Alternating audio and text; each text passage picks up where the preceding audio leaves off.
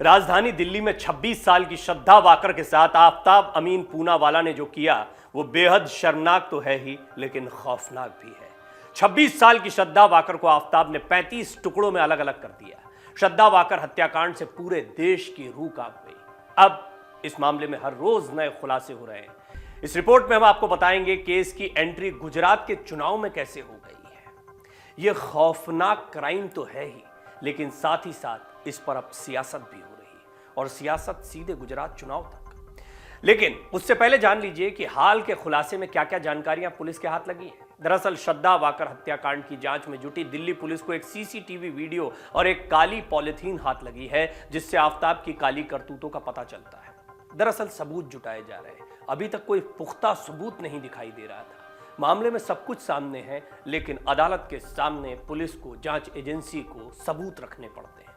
हम आपको वीडियो के बारे में बता देते हैं। पहले ये सीसीटीवी फुटेज है, और सीसीटीवी फुटेज से जो जानकारियां या सबूत जुटाए जा रहे हैं, उनके आधार पर यह सिद्ध किया जा रहा है कि आफताब ने कैसे श्रद्धा के टुकड़े करने के बाद में एक एक करके उसके शव को ठिकाने लगाया।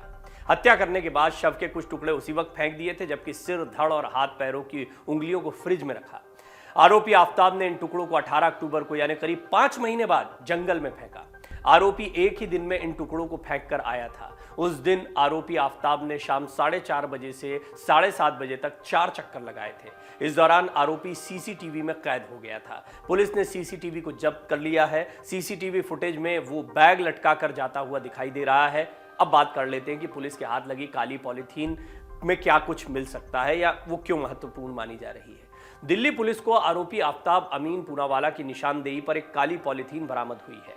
पुलिस का दावा है कि यही काली पॉलीथीन इस पूरे हत्याकांड के राज को सुलझा सकती है। पुलिस ने इस काली पॉलीथीन को फॉरेंसिक लैब भेज दिया है। इसके अलावा पुलिस ने आरोपी आफताब की निशानदेही पर कुछ कपड़े भी बरामद किए हैं। पुलिस को उम्मीद है कि इन कपड़ों पर खून के छींटे जरूर मिलेंगे। इससे केस को मजबूत करने में मदद मिलेगी। जैसा मैंने आपको पहले भी बताया, सबूत बहुत जरूरी है। पुलिस अधिकारियों के मुताबिक शुरुआत में आरोपी आफताब ने पुलिस को खूब गुमराह किया, लेकिन अब जब पुलिस के सामने उसकी बातें एक एक करके खुल के आ रही हैं और पुलिस ने भी इस पूरे मामले में सख्ती शुरू की, तो आरोपी भी टूटने लगा। पुलिस के मुताबिक आरोपी ने अपने घर से कुछ ऐसे सुराग उपलब्ध कराए हैं जिससे उसके खिलाफ मजबूत केस बन सकेगा। वहीं वारदात का भी जल्दी खुलासा मुमकिन होगा। इसमें काली पॉलीथीन और कुछ कपड़े शामिल हैं। इसके अलावा आरोपी की निशानदेही पर एक हथियार नुमा चीज भी बरामद हुई है।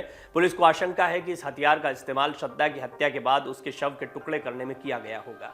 अब बात कर लेते हैं इस पर होने वाली सियासत की। ये तो हुआ इसका क्राइम वाला एंगल, लेकिन इस पर सियासत भी कम नहीं हो रही है।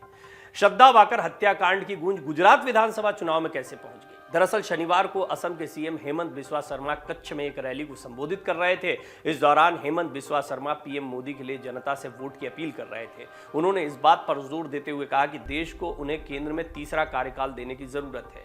उन्होंने हत्या के मामले का भयानक विवरण सुनाया और इसे लव जिहाद करार दिया।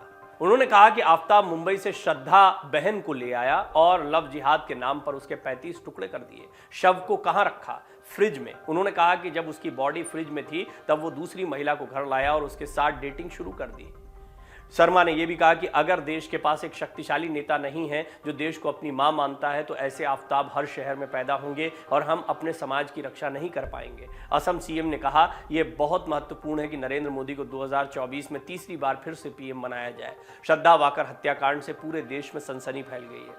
वैसे हेमंत बिस्वा शर्मा अपने बयानों के लिए जाने जाते हैं। वो कई बार कई मौकों पर ऐसी बात बोल जाते हैं जो उलझती भी दिखाई देती है, लेकिन उन्होंने इस पूरे मुद्दे की, इस क्राइम के मुद्दे की एंट्री करवा दी गुजरात विधानसभा चुनाव में।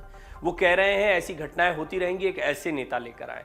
लेकिन वो एक ऐसे समय पर कह रहे हैं जब पिछले 2 बार से प्रधानमंत्री नरेंद्र मोदी ही हैं। पिछले 10 सालों से वो प्रधानमंत्री हैं। दूसरी महत्वपूर्ण बात यह है कि गुजरात में लगातार बीजेपी का शासन चला आ रहा है और बीजेपी का किला कोई हिला भी नहीं पा रहा। ऐसे समय पर इस मुद्दे को रखकर लव जिहाद का मुद्दा रखना निश्चित तौर पर यह कहीं ना कहीं हिंदू वोटों के पोलराइजेशन की तरफ इशारा करता है, हिंदुत्व की राजनीति की तरफ इशारा करता है। गुजरात के चुनाव में हिंदुत्व का मुद्दा जमकर उठा है। अरविंद केजरीवाल मजबूर हो गए।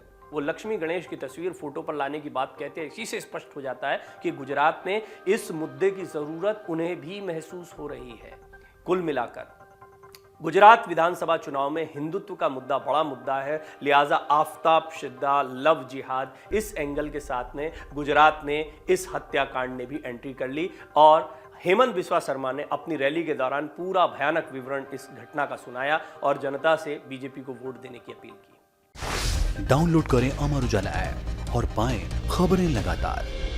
अगर आप ये वीडियो YouTube पर देख रहे हैं तो हमारे चैनल को सब्सक्राइब करें और बेल आइकन को दबाना ना भूलें। अगर आप Facebook पर ये वीडियो देख रहे हैं तो हमारे पेज को लाइक करें।